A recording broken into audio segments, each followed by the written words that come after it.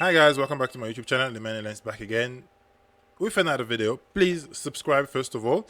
So I got a new piece of gear, and you probably seen it in the thumbnail.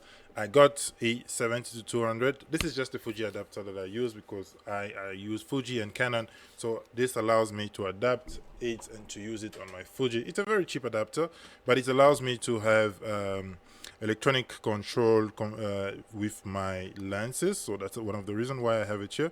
I'll put it on my Fuji X-T1 right now so that you guys can see.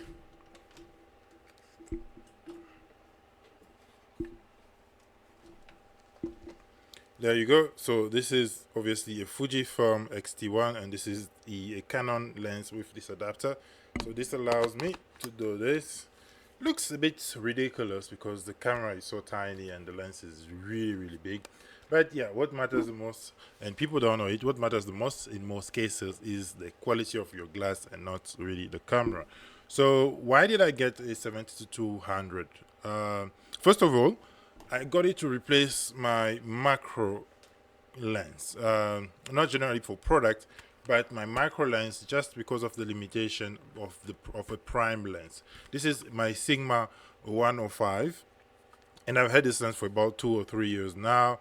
I sold my Canon 100 macro as well. I used to use that a lot, but I needed something that gave me a little bit more flexibility in terms of moving and in terms of zooming as well, and a little bit more focal length.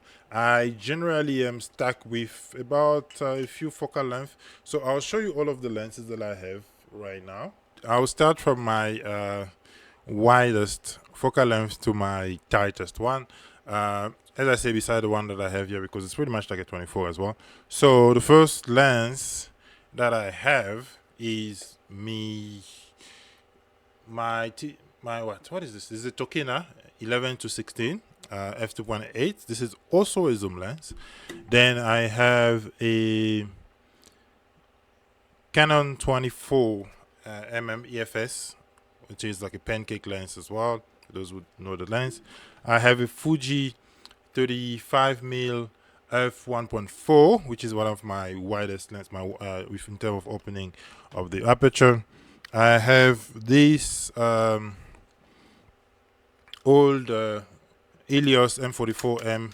People know this legendary lens, so that's another lens that I have. I have the Nifty 50. Can't not talk about that one.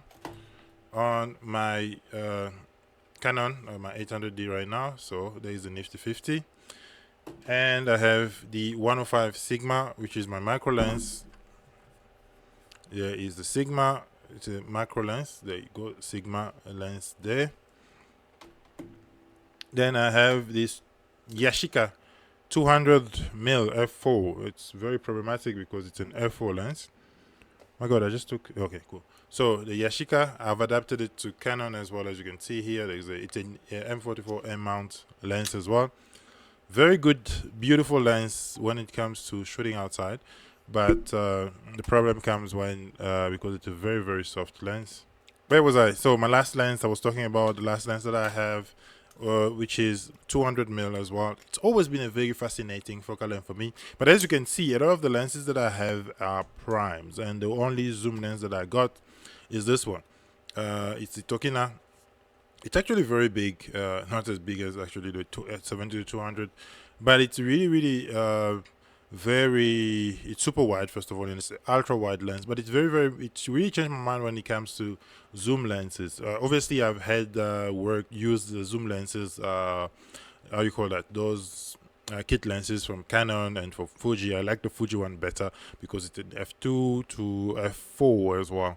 So that's really changed my mind when it comes to shooting. But on the telephoto hand, the only lens really that I have is this 200mm and the very pretty much unpractical f4 from Tokina here. It's a very beautiful lens, but I think it works better with full frame camera. And I don't have any full frame camera at the moment, and I don't even have a speed booster, which I really will probably be my next purchase for any of my Fuji here, because I'm planning to get one. I'll be using that on any of the camera that I have. And as you can see, a lot of the lenses that I have here are full frame lenses. The Sigma is full frame, the Nifty 50 is full frame, as well as the 7200 that I just acquired. So let's go back and talk a little bit about the 7200.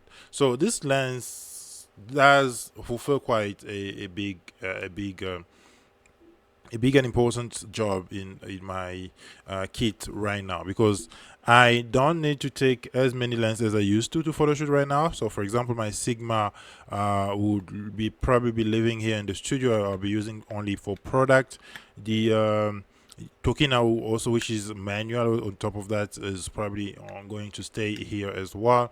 So I'll be taking with me mostly in all of my shoots my Nifty 50, which is a lens that I always have with me, and I recommend any photographer to buy that as a first lens, because it will give you that sense of that super wide blurry aperture, and as well as that creamy background blur bokeh that we say.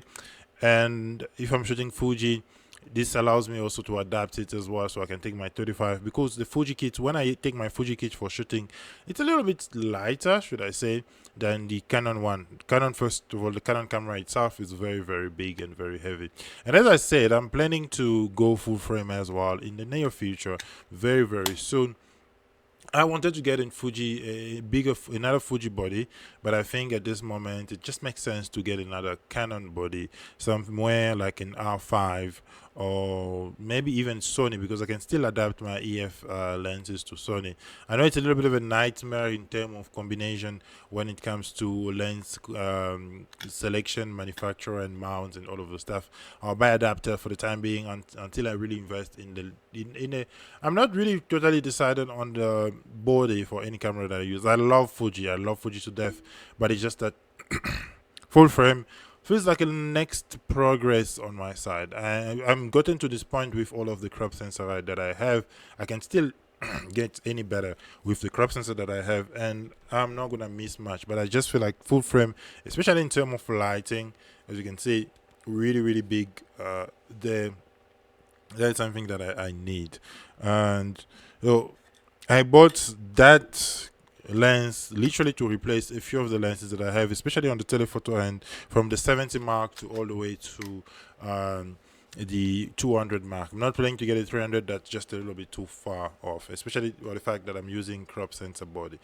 And one thing I also wanted to point out is just the versatility of having a lens like this, because it saves your back. I use a monopod when I'm shooting sometimes outside, so I can just put the camera on a monopod so that I don't have to honk all that weight on my body, because I can stand on one point, snap a few shots, go to another spot, snap a few shots, especially if I am doing very long session. In the studio, can put this on the tripod. It's not really a big deal. When I'm shooting outside, use a monopod. It's not really a big deal. If I'm shooting events, can also use a monopod, not a big deal at that same moment as well. So it does make sense to get a 70-200 at this time. It is a very heavy lens, and that's one of the cons of it. This version is not IS, so as I say, a monopod tripod will help me balance all of that. So that's something that's very important for me. And yeah, so that's pretty much it. So we will do like a comprehensive review of the lens in another video. But at so far, this is what I had to say. I'll see you guys in the next video, and peace out.